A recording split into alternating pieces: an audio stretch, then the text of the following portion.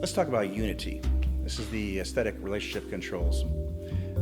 The soccer ball is a harmonic unity of repeating and connecting uniform black and white pentagons and hexagons surrounding a common circular sphere that forms a pleasing balance of unity and variety. Unity. Remember that old jingle from children's television network called Sesame Street? It said, "One of these things is not like the other. One of these things just doesn't belong." Well, that was your first lesson in design on harmony and unity. Were you paying attention? Unity is an association of elements sharing similarities that bond the individual elements to a group by association. The opposite of unity is variety. The skilled designer must balance the human need for interest and variety with enough unity and cohesiveness to create aesthetically pleasing balance that embodies the design together. Too much unity is the death of interest. Great design balances unity and variety. Consistency. To improve readability and usability, express similar elements in similar ways. Aesthetic consistency in style and appearance. Functional consistency in symbols, visual cues, and required action. Good design establishes regular patterns of function and aesthetic consistency using commonality wherever possible. To establish unity, establish a grid aligning text and images. The grid assists in standardizing the text relationships of elements and images, creating a structural framework for your design. Use color to categorize content. Treat similar information similar ways. Maintain consistency in relationships. Design elements, rules, hierarchy, texture, text, and spatial relationships. Maintain consistency across the page grid. Use rules, headers, footers, text, and border treatments. Be consistent when elements have the same importance. Select images with harmonious attributes to visually balance your work. The mixing of different styles usually results in a lack of harmony. Viewers require visual unifying cues to comprehend related items. Group elements that belong together with color, size, or other tools. Limit typefaces and vary head and subhead size or weight or contrast. Be consistent with style and type hierarchy. Establish and maintain a color scheme. Use shape, texture, color with commonalities. Grouping elements. When assembling design elements, begin with grouping all the related elements within an established hierarchy of communication. Grouped elements organize the parts of the whole. Group, don't scatter design elements to fill the page. Your job as a designer is not simply to fill the space, but to visually organize and group elements of communication so that it enhances the readability and the eye flow in order that communication is optimized. Grouping may occur in the following ways. 1. Similarity. These are shared elements or proximity or color.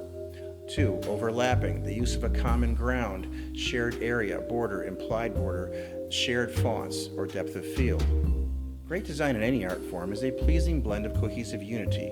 Chaos is derived from discord or lack of order. Great design usually requires one or more dominant units of expression. Modularity. To understand modularity, think of a modular element that may be utilized in the formation of a much larger design by reproducing that exact same element many times over in different ways. Modularity is best described using a popular child's toy.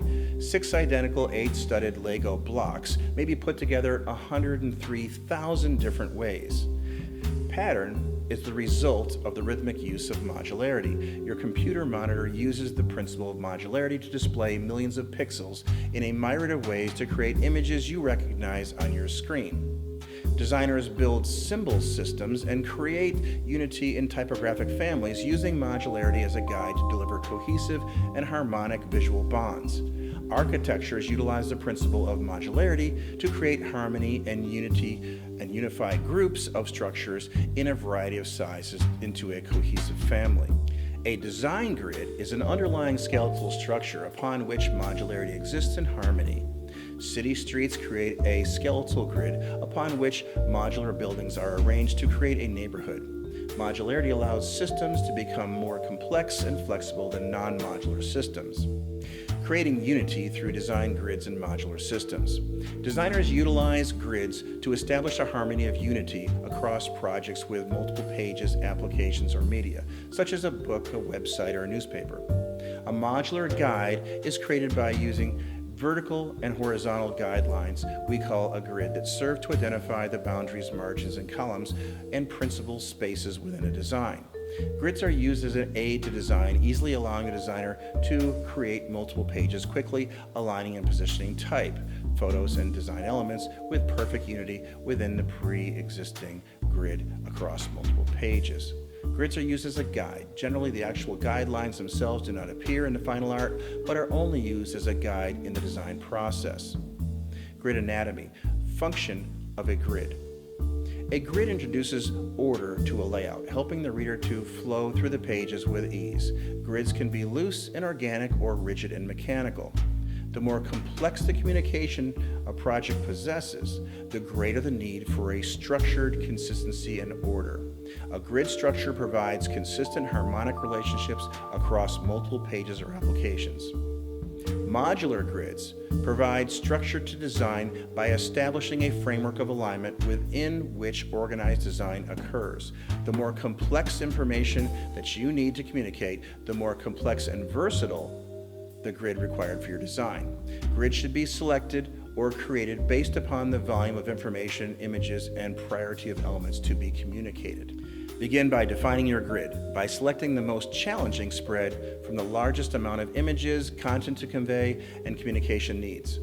Once a grid is established that accommodates this page, your most difficult page, then all the other pages will fit into your grid. Spontaneity in grid application adds interest and excitement. Some visual regularity may be present between spreads in order to instill a sense of organization, unity, and rhythm.